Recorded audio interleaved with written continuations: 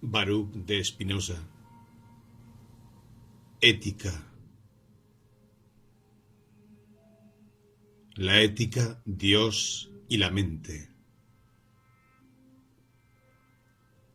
La ética parte, pues, de Dios.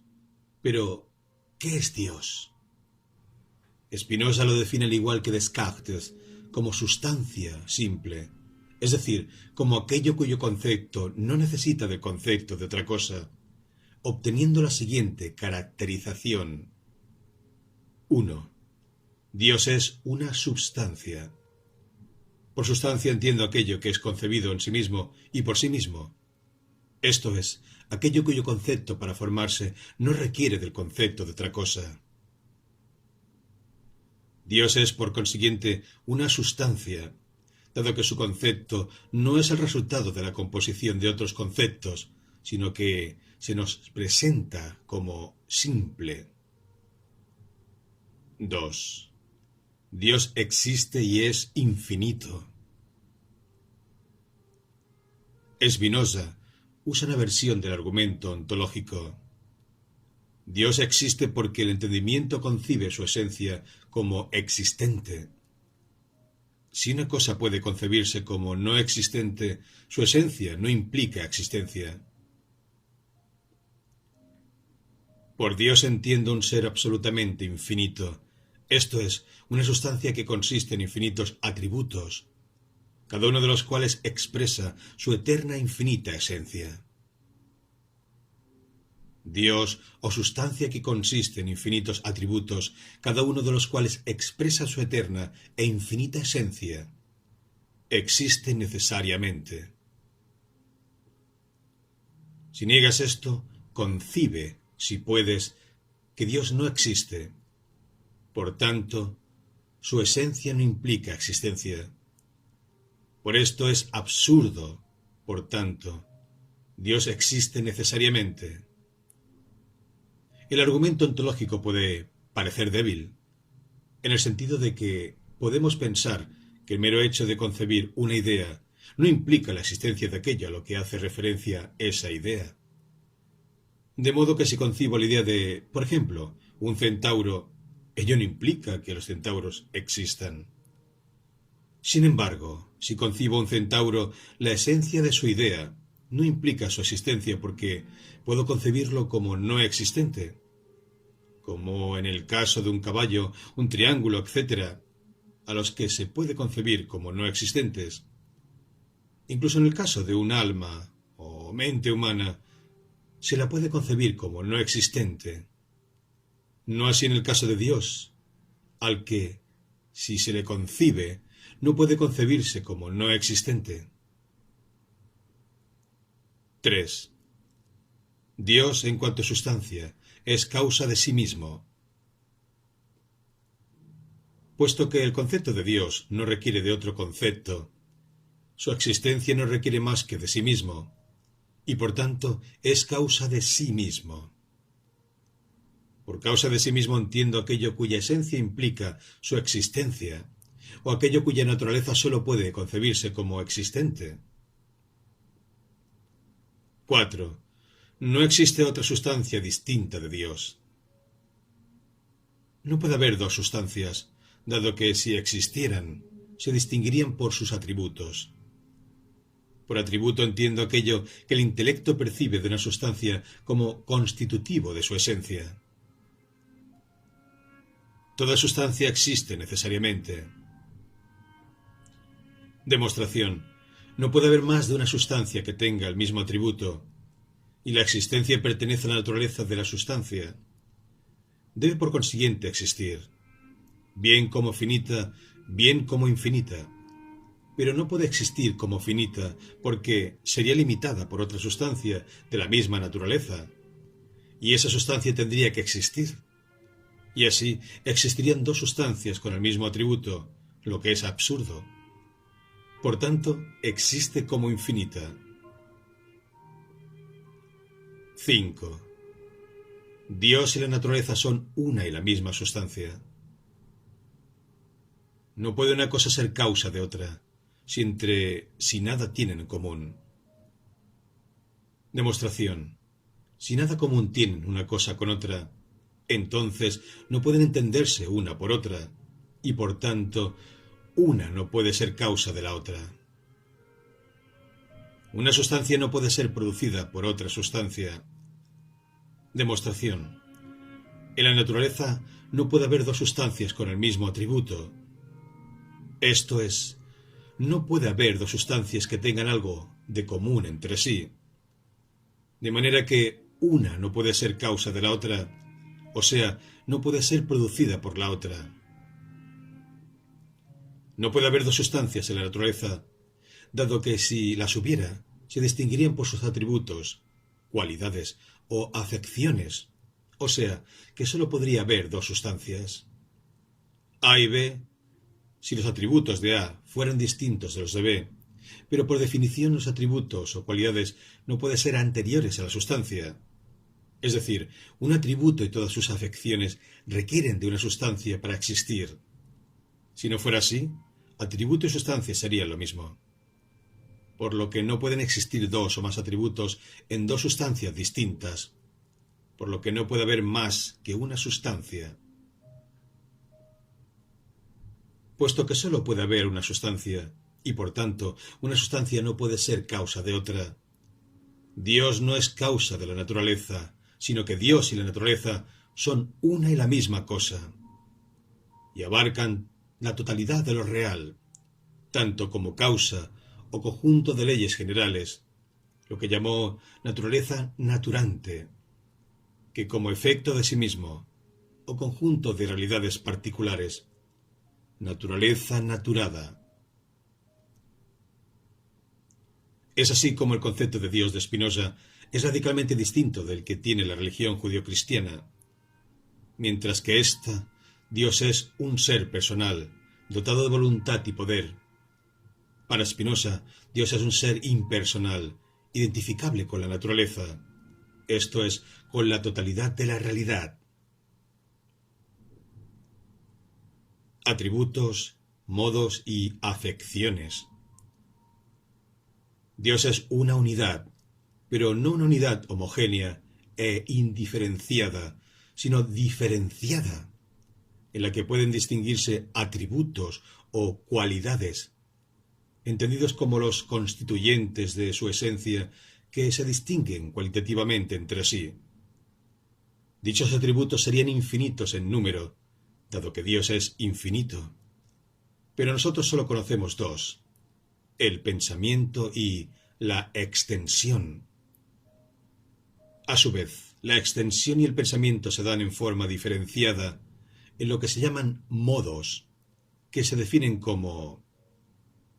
Por modo entiendo las afecciones de una sustancia, o sea, aquello que es en otra cosa, por medio de la cual es también concebido. Así, un cuerpo de una persona, un árbol, una piedra, etc., es un modo de la extensión, esto es, una porción o modificación de la misma. De esta manera, todo ser, al estar en Dios, estaría constituido por modos de todos los atributos que constituyen a Dios, y en particular por extensión y pensamiento.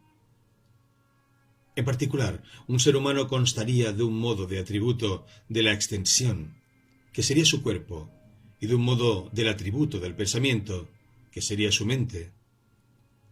Spinoza define la mente como la idea del cuerpo, y al cuerpo como el objeto de la idea de la mente. Esto es así en todas las cosas.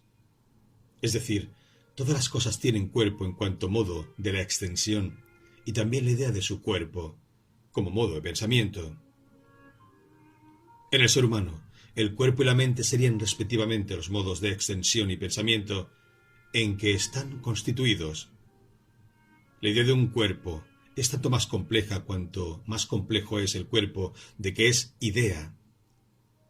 Por ello, a la complejidad del cuerpo humano le corresponde una mente consciente de sí misma, esto es, una idea capaz de albergar otras ideas. A su vez, por último, los cuerpos estarían afectados por afecciones, que serían modificaciones, producidas por cuerpos exteriores, que llevan a estos a una mayor o menor perfección.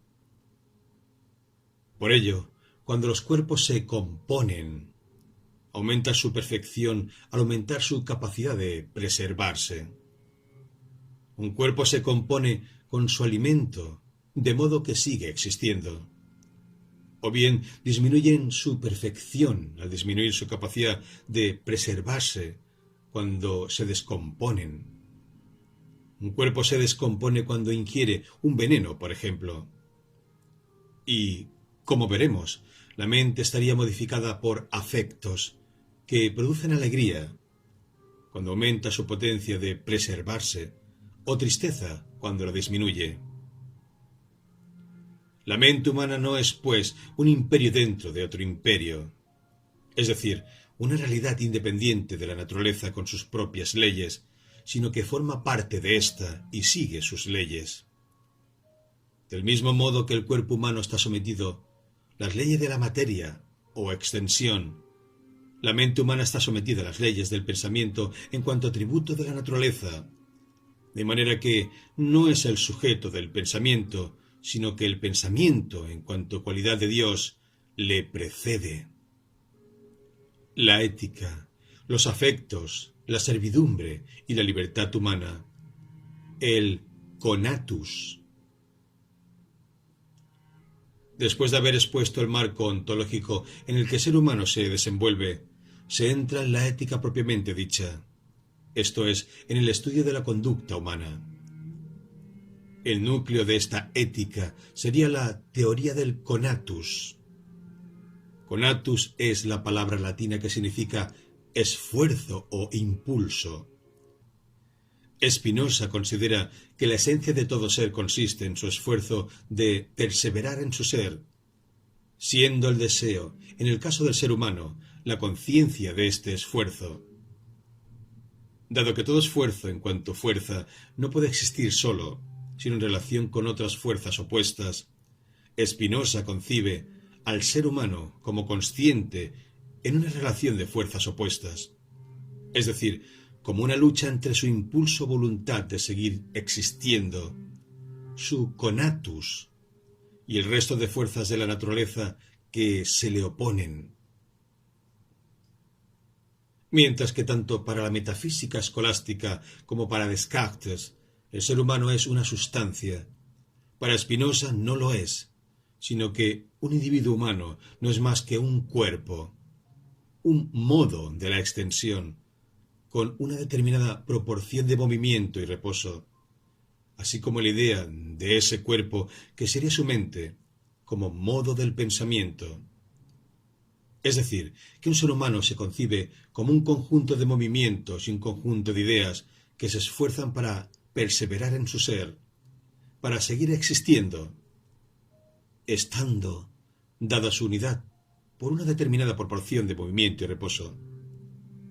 Por consiguiente, la muerte le sucede cuando encuentra una fuerza superior a él que se le opone, como una enfermedad o accidente. En Ética demostrada según el orden geométrico, dice lo siguiente: el alma, ya en cuanto tiene ideas claras y distintas, ya en cuanto las tiene confusas, se esfuerza por perseverar en su ser con una duración indefinida, y es consciente de ese esfuerzo suyo. Puesto que la esencia de todo ser humano es el deseo o esfuerzo consciente de perseverar en su ser, la finalidad de la ética sería, pues, la de aumentar la potencia de dicho esfuerzo, estando afectado éste por dos tipos de comportamientos, acciones y pasiones. Una acción se diferencia de una pasión por el tipo de las ideas que la origina. La mente puede tener dos tipos de ideas, adecuadas e inadecuadas. Una idea es adecuada cuando es verdadera en sí misma, es decir, cuando su verdad depende de sí misma, no de algo exterior. Y una idea es inadecuada cuando es causada por algo exterior y se presenta mutilada, y por tanto no es verdadera. Pues bien, se llama acción a aquella conducta cuya única causa es una idea adecuada. es decir, verdadera en sí misma y por tanto origina una acción cuya causa se halla enteramente en la mente. Por ello, cuando la mente actúa debido a ideas adecuadas, actúa conforme a su naturaleza, es decir, libremente, y en ese caso realizamos acciones que aumentan nuestra potencia de perseverar en nuestro ser. Por ejemplo, cuidar nuestra salud, nuestra relación con los demás, etc. Por el contrario, se llama pasión aquella conducta causada por ideas inadecuadas, o sea, por causas exteriores. En ese caso la mente no actúa, ya que no es libre, sino que padece, por lo que no es libre, sino que es esclava. En ese caso podemos realizar conductas que disminuyen nuestra perfección, es decir, nuestra potencia de perseverar en nuestro ser. No cuidar nuestra salud, enfrentarnos gratuitamente a otras personas, etc. Dada la limitación del cuerpo humano, éste necesariamente tiene ideas inadecuadas y por tanto experimenta pasiones, dado que para que no fuera así, tendría que actuar siempre por ideas adecuadas, cosa que sólo puede hacer Dios al ser infinito. Así, nuestras acciones aumentarán siempre nuestra potencia de perseverar en nuestro ser, mientras que nuestras pasiones pueden tener dos efectos: o bien aumentar nuestra potencia de perseverar en nuestro ser, o bien disminuirla. Spinoza llamará el aumento de potencia pasar a una mayor perfección, y la disminución pasar a una menor perfección. La alegría es el sentimiento del paso a una potencia mayor, y la tristeza a una potencia menor. Por tanto, el ser humano amará aquello que le alegre, y odiará aquello que le entristezca, de manera que el amor se definirá como la alegría asociada a la idea de una cosa exterior que aumente nuestra potencia de existir, y el odio como la tristeza asociada a una cosa exterior que disminuya tal potencia. De ahí surgirán todos los demás sentimientos asociados a la alegría y a la tristeza en relación con objetos exteriores, tales como la simpatía y la antipatía, la esperanza y el miedo, etc. Ahora bien, ¿cuáles son las cosas exteriores que más nos afectan? Obviamente, los otros seres humanos. Puesto que la potencia y las causas de la alegría y tristeza de los demás seres humanos son semejantes a las nuestras, amaremos y daremos con más intensidad a los demás seres humanos en la medida en que nosotros, al desear las mismas cosas de ellos, o bien nos ayudarán en nuestras acciones o bien las interferirán. Es por ello por lo que interactuamos más con los otros seres humanos que con otras cosas, y es por ello por lo que los limitamos, envidiamos, etc. En Ética demostrada según el orden geométrico, dice lo siguiente: nada puede concordar mejor con la naturaleza de una cosa que los demás individuos de su especie. Por tanto, nada hay que sea más útil al hombre, en orden a la conservación de su ser y de una vida racional, que un hombre que se guíe por la razón. Además, dado que entre las cosas singulares no conocemos nada más excelente que un hombre guiado por la razón, nadie puede probar cuánto vale su habilidad y talento mejor que educando a los hombres de tal modo que acaben por vivir bajo el imperio de la razón. En esto Spinoza se separa tanto de Hobbes como de Rousseau. Para Spinoza, el hombre no es ni bueno ni malo, ni libre ni esclavo, ni enemigo ni amigo de los demás hombres por naturaleza. Del mismo modo que no existe nada ni bueno ni malo absolutamente. Los seres humanos sencillamente pueden interactuar entre sí, o bien para aumentar su capacidad de seguir existiendo, en cuyo caso serán amigos y se amarán, o bien para disminuirla, en cuyo caso serían enemigos y se odiarán. De esta anatomía de los afectos, Spinoza saca algunas conclusiones tales como: la alegría, el amor y el deseo son siempre buenos y nunca pueden darse con exceso. La tristeza, el odio, el arrepentimiento y la piedad son siempre malos. El pensamiento de todo lo que cause tristeza es malo, dado que disminuye nuestra potencia, como por ejemplo el pensamiento en la muerte. Un hombre libre en nada piensa menos que en la muerte, y su sabiduría no es una meditación de la muerte, sino de la vida. El pensamiento de todo lo que causa alegría es bueno. El bien y el mal no son algo absoluto, sino relativo a nuestra potencia de perseverar en nuestro ser. Algo será bueno en la medida en que aumente nuestra potencia, y malo en la medida en que la disminuya. La piedad y el arrepentimiento en cuanto a tristeza son malos. En este caso, Spinoza contradice a las religiones cristiana y judía, que ven virtudes en ambos sentimientos. Es así que como la ética de Spinoza se opone a la ética religiosa judio-cristiana, la ética religiosa considera que el ser humano posee, por una parte, entendimiento para distinguir entre el bien y el mal, y por otra, libre albedrío o voluntad para elegir entre el bien y el mal, de modo que si elige el bien será recompensado por Dios, y si elige el mal será castigado por Dios, siendo el bien y el mal prescritos por la ley, en última instancia de Dios, pero también de la Iglesia y el Estado, que traducirían la ley de Dios. Por el contrario, para Spinoza, la voluntad y el entendimiento son una y la misma cosa. Ello es así porque no tiene sentido distinguir entre el entendimiento del bien y la elección del bien, dado que para un individuo es bueno aquello que le conviene y es malo aquello que no le conviene, y dado que todo ser humano está constituido por su deseo de perseverar en su ser, una persona siempre elegirá el bien cuando lo entienda como bien, y rechazará el mal cuando lo entienda como mal. Esta concepción elimina la idea de ley divina como algo exterior a la esencia humana. Dado que el ser humano es parte de Dios, éste no puede prescribir el bien y el mal como algo distinto a lo que le conviene y no conviene al ser humano. Dicho de otro modo, no tiene sentido que Dios premie o castigue como un juez a los seres humanos si éstos forman parte de Dios.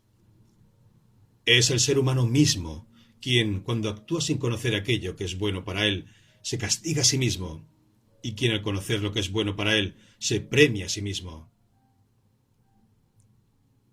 En Ética demostrada según el orden geométrico, dice lo siguiente: cada cual apetece o aborrece necesariamente, en virtud de las leyes de su naturaleza, lo que juzga bueno o malo. Demostración: el conocimiento del bien y del mal es el afecto mismo de la alegría o de la tristeza, en cuanto somos conscientes de él, y por ende, cada cual apetece necesariamente lo que juzga bueno, y al contrario, aborrece necesariamente lo que juzga malo. Ahora bien, ese apetito no es otra cosa que la esencia o naturaleza misma del hombre. Por consiguiente, cada cual apetece o aborrece necesariamente en virtud de las solas leyes de su naturaleza, etc. Bien es cierto que nosotros nos concebimos como seres libres en cuanto dotados de libre albedrío, es decir, de voluntad separada del entendimiento, pero ello sucede porque no somos conscientes de las causas que nos impulsan a obrar de una u otra manera. Nuestro libre albedrío no es más que una apariencia que es causada por la finitud de nuestro entendimiento. La verdadera libertad es plena conciencia de las causas que nos determinan, y sólo la obtenemos cuando nos guiamos por la razón. En ese caso, nuestra libertad sería el conocimiento de la necesidad. En Ética demostrada según el orden geométrico dice: no hay en el alma ninguna voluntad absoluta o libre, sino que el alma es determinada a querer esto o aquello por una causa, que también es determinada por otra, y esta a su vez por otra, y así hasta el infinito. Demostración: el alma es un cierto y determinado modo de pensar, y de esta suerte no puede ser causa libre de sus acciones, o sea, no puede tener una facultad absoluta de querer y no querer, sino que debe ser determinada a querer esto o aquello por una causa, la cual también es determinada por otra, y ésta a su vez por otra, etc. Es, pues, el conocimiento racional lo que puede liberar al ser humano de sus pasiones y llevarle a la felicidad o beatitud. El ser humano es, en consecuencia, tanto más libre o más esclavo en función del género de conocimiento en el que se halle. En la medida en que un ser humano tenga conocimientos del primer género, imaginación causada por cuerpos exteriores, será esclavo de sus pasiones.